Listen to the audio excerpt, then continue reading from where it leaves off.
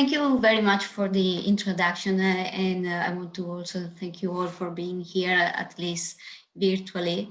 As Carlos said, I'm going to talk about TMS-EG co-registration. As you can see here, TMS-EG is the recording of the EEG signal during the application of TMS pulses.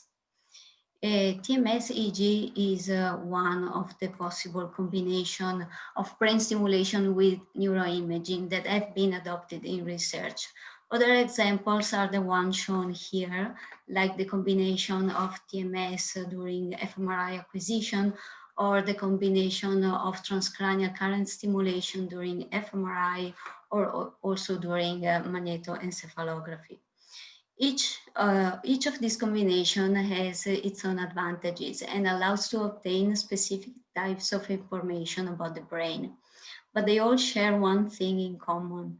They are all very, very hard to implement and they are technically challenging. Even with the best setting, the recorded signal is mixed with several artifacts and we need to heavily pre-process the signal before it can be analyzed. But clearly, the combination of transcranial brain stimulation and neuroimaging has great advantages, and that's why we do it. First of all, it allows us to understand the mechanism through which transcranial brain stimulation can modulate behavior. We can take this approach when we don't want to treat the brain as a black box. Rather, we want to see what happens inside that mediates the relationship between the stimulation and behavior. For example, we might want to know how transcranial brain stimulation modulates the activity of the brain, or we might want to know which features of the brain activity can influence the effect of transcranial brain stimulation. One crucial feature of the brain that we must consider to understand the mechanism of transcranial brain stimulation is its connectivity and the fact that signal processing is based on the exchange of information between neural populations through their connections. There is a growing number of studies that show a close relationship between connectivity and transcranial brain stimulation effects. We will hear more about this in the next talk, but let's consider functional connectivity, for example, which is how much the activity of two areas are correlated with each other. First, it has been shown that transcranial brain stimulation modulates functional connectivity. Therefore, we might infer that when the stimulation modulates the activity in the target area, it also modulates the information that the target area sends to the connected neural populations. On the other side, transcranial brain stimulation effects are modulated by functional connectivity, which basically means that the input from the stimulation is integrated in the target neural population with the inputs received from other areas. Therefore, the way that the target area responds to transcranial brain stimulation depends also on the other inputs that the area is receiving at the same time. So the advantages, so as you can see, the situation in the brain, let's say, is quite complicated. And if we want to understand, we need to see what happens in the brain. So what are the advantages of TMS-EG co-registration for studying these effects? Well, I think the main advantage relies on the high temporal resolution of EEG. For this specific feature, TMS-EG co-registration is, allows to infer information about the causal relationships between cortical activation. In fact, after the direct activation of the target region at the time of the TMS, there are secondary neural responses that are generated in distant areas. And these responses can be recorded through EEG. And because we have a high temporal resolution, it is possible to delineate to investigate the temporal profile of the neural responses to TMS. So with this critical feature, we could get information that cannot be obtained from other techniques. First of all, the speed, the velocity of these connections. We know that the efficacy of connectivity can rely on different features, and for sure the velocity, the speed, we, that basically the time that it takes for the information to travel across the connection and reach the secondary area is critical for behavior. In fact, this has been hypothesized a long time ago by Ringo and co-workers, who suggested that the velocity of the information transfer through the corpus callosum is a critical feature that has shaped hemispheric dominance and a more segregated information processing between the hemispheres. So we ran a study in which we applied TMS-EG co-registration and DTI measures to investigate if it's possible to get a measure of the transcallosal conduction delay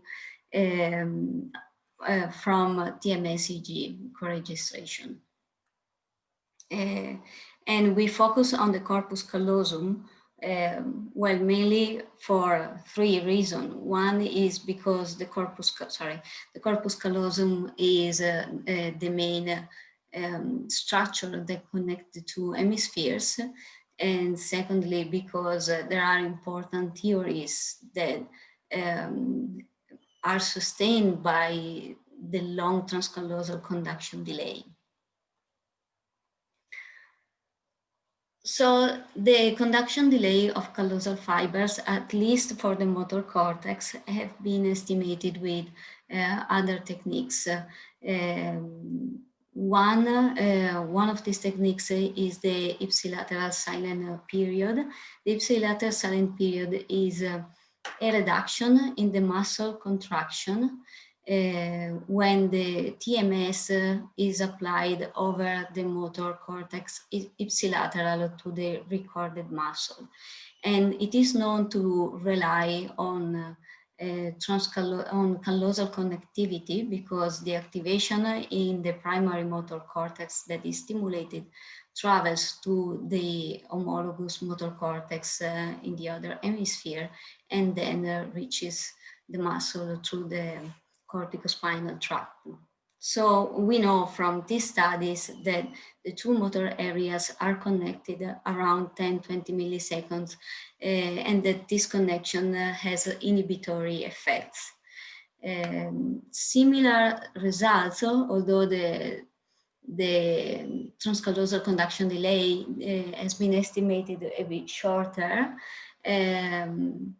come from the interhemispheric inhibition studies with the dual coil. Oh, there is a storm outside, sorry. But, and from these studies, as you can see, the delay, the estimated delay is a bit shorter, but they also confirm that the two primary motor cortex are connected through inhibitory connections.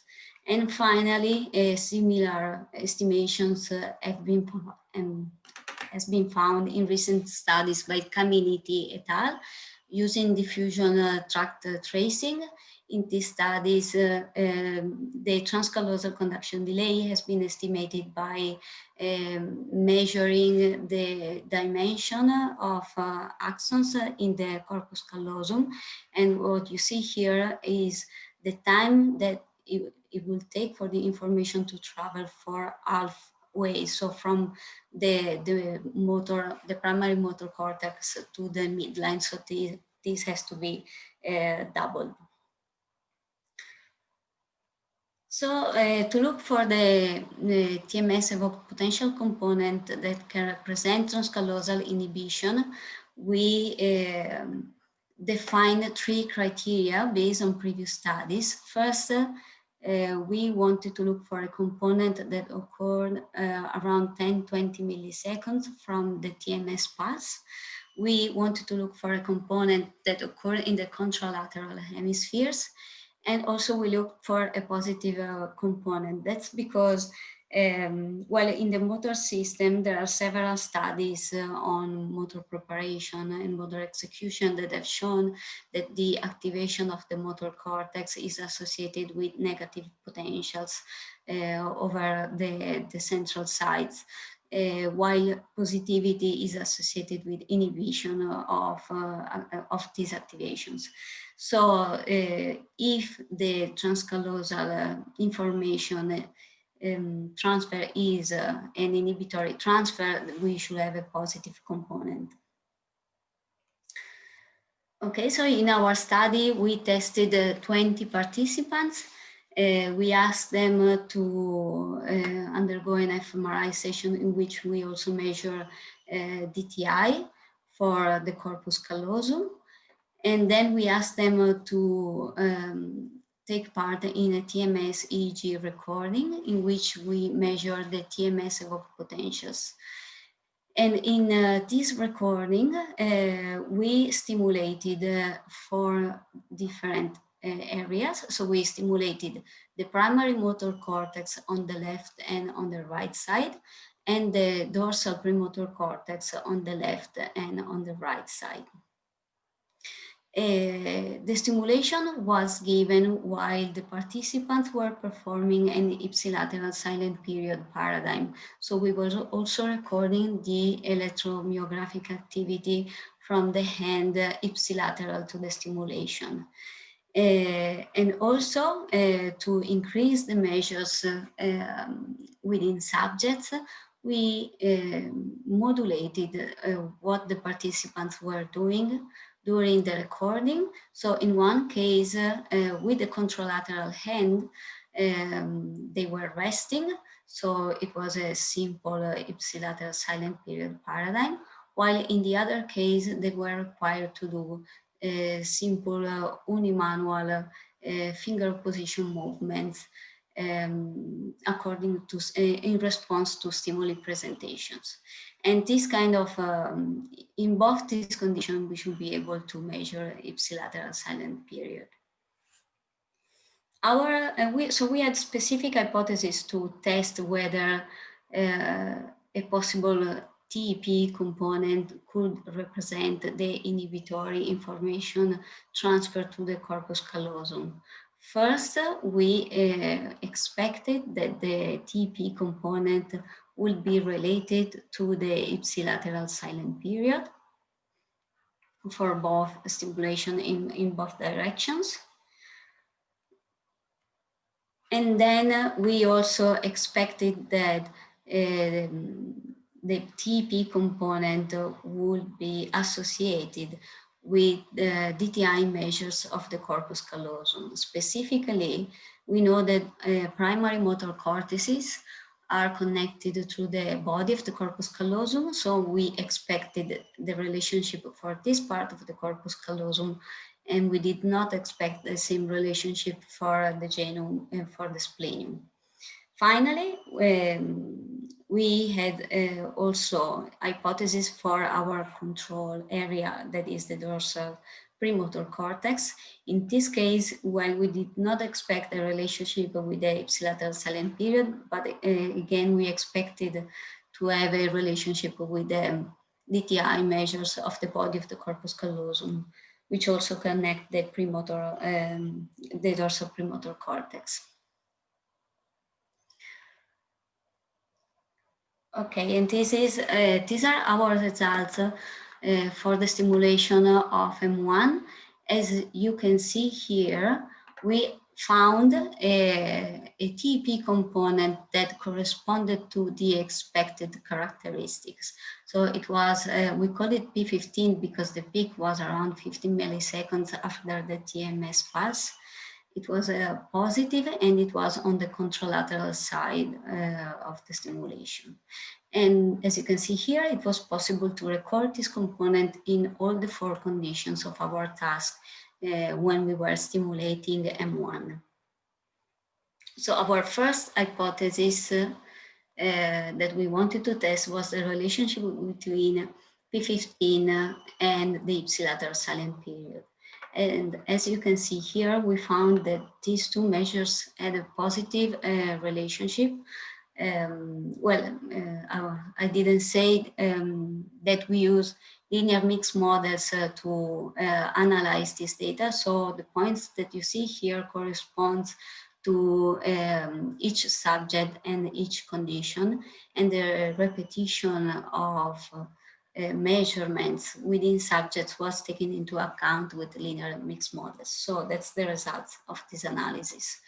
And yes, as you can see, there is a positive relationship between the P15 amplitude and the magnitude of the ipsilateral silent period measured in the ipsilateral hand. Oops. Okay. Our second hypothesis was a relationship with the TI measures, and as you can see, we did find a relationship with the mean diffusivity of the body of the corpus callosum. And this relationship indicates that the higher the mean diffusivity, the shorter is the latency of the P15, indicating that the transfer of information to the other hemisphere, to the homologous areas, was faster when the mean diffusivity of the body of the corpus callosum was higher. While, as you can see in the 2 graphs on the right, this relationship was not found for the other parts of the corpus callosum. Interestingly, we found that also the stimulation of the dorsal premotor cortex induced generates a similar component that is a positive component on the contralateral hemisphere. Here you see the 4 condition collapse, and when we stimulated on the left side, we just flipped the signal. First, we wanted to check that the stimulation of the primary motor cortex and the dorsal premotor cortex actually generated 2 different signals, and we were not measuring just the same component in these 2 conditions of stimulation. As you can see here, when we analyze the amplitude of the signal around the peak of the P15, we could see a significant difference indicating that the P15 for the M1 stimulation is higher than the P15 for the dorsal premotor cortex, but also in a more explorative analysis over the whole epoch, we found that the signal was substantially different across, between these 2 conditions. So we are quite confident that even if the dorsal premotor cortex and the primary motor cortex are close together in space, we generated different responses.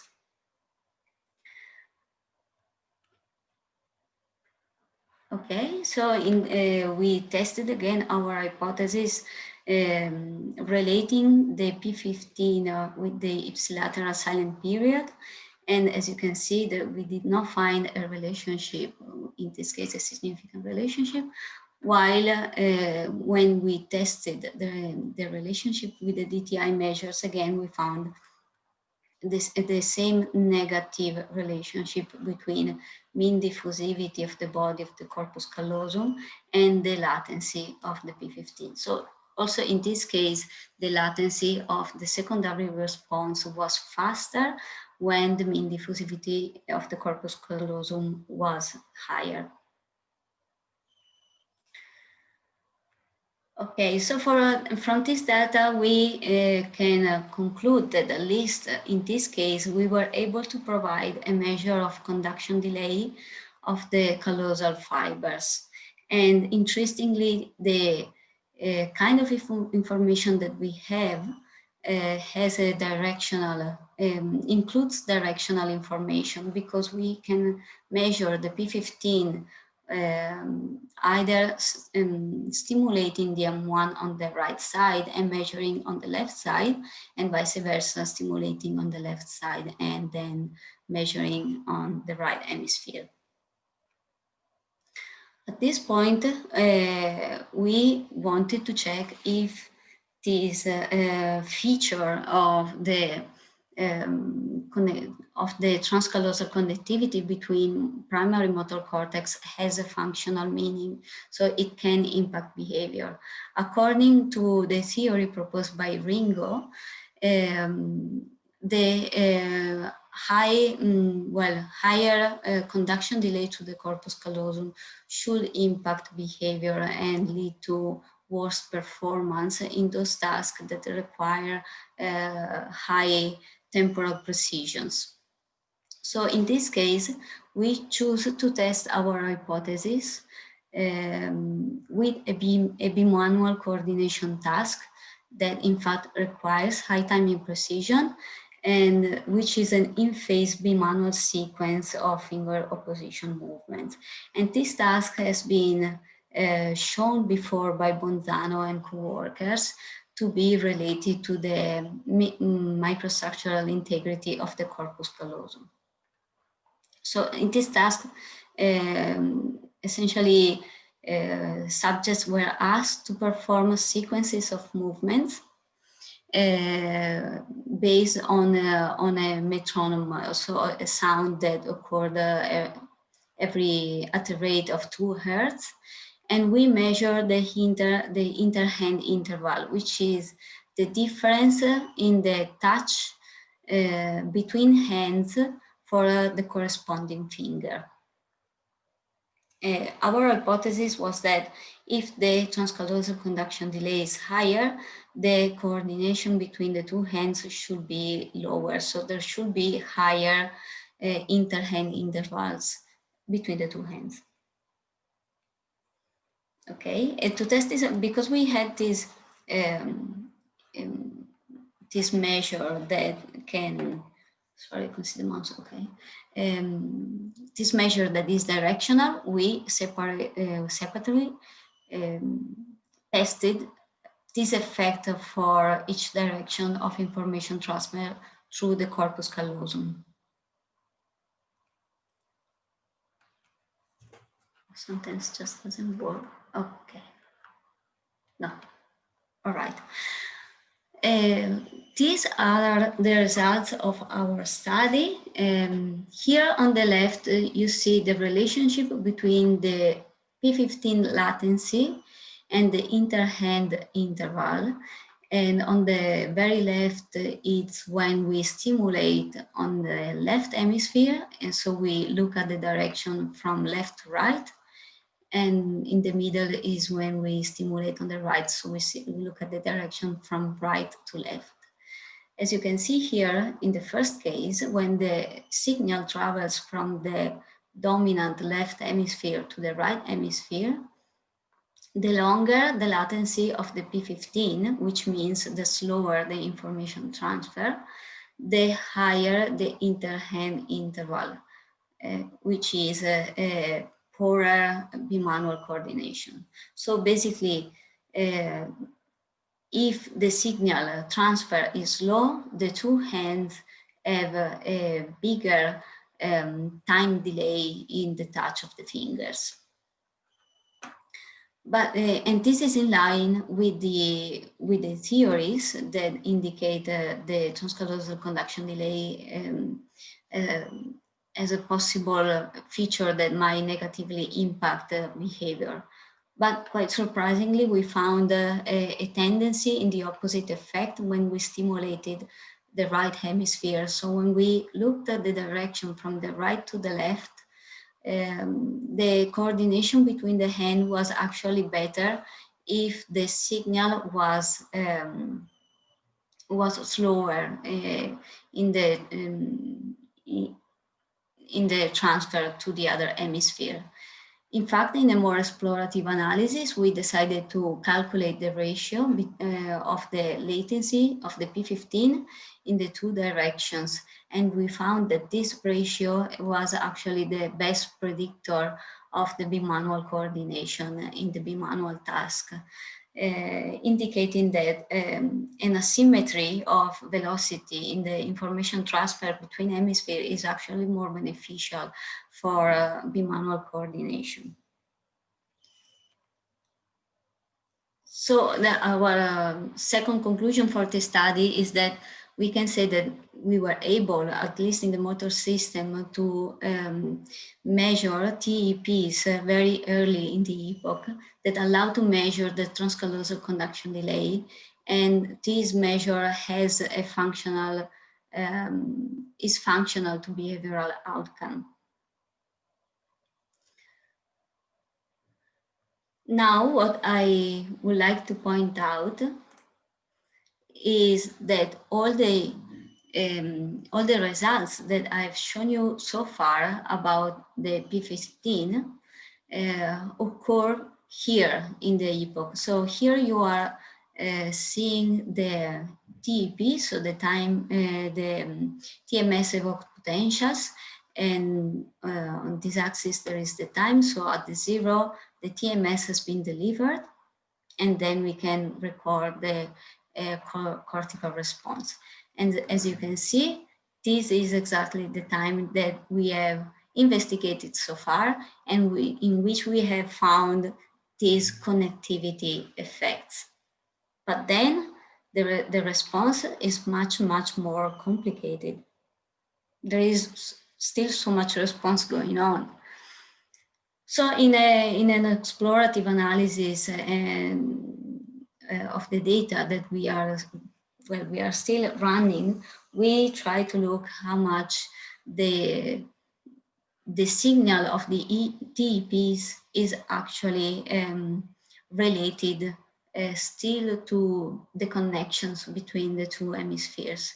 And as you can see here, there is a very wide window in which the signal is affected by the diffusivity of the body of the corpus callosum.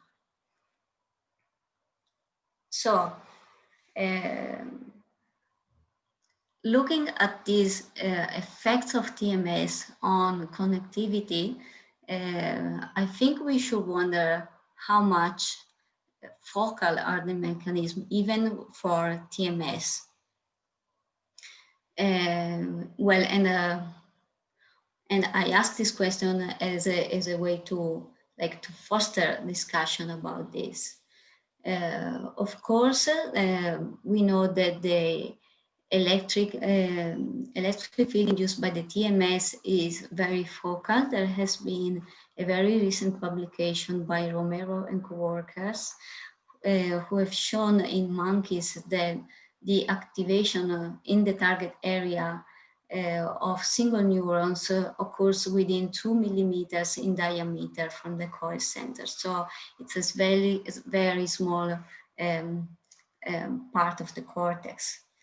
But so that will make us think that when we stimulate, we are very precise in the part of the brain that we are activating. And maybe this is true when we stimulate at the intensity that are sub-threshold. But when we stimulate with intensity that are above threshold, we have to consider that the impulse, the stimulus that we give doesn't stay only in the target area, but it travels very fast to distant area. And even at just 50 milliseconds, the signal has traveled to the other hemisphere. And what we see after that is, I think it's a complex, very complex response that indicates feed forward and feedback signals going around the cortex, basically.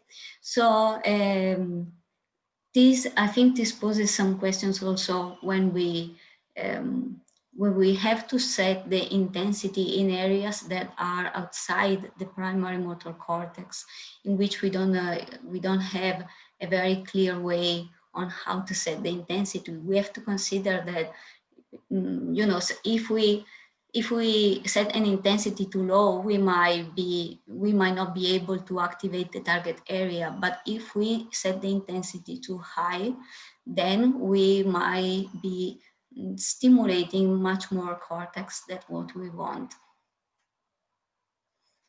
Okay, this is so this is the end of my talk, and I want to thank all the people who helped me with this work, which are my colleagues in Brescia and the group of Marco Bove and Laura Bonzano in Genova and Roberto Gasparotti at the University of Brescia. And here are my lovely colleagues in Brescia. Thank you.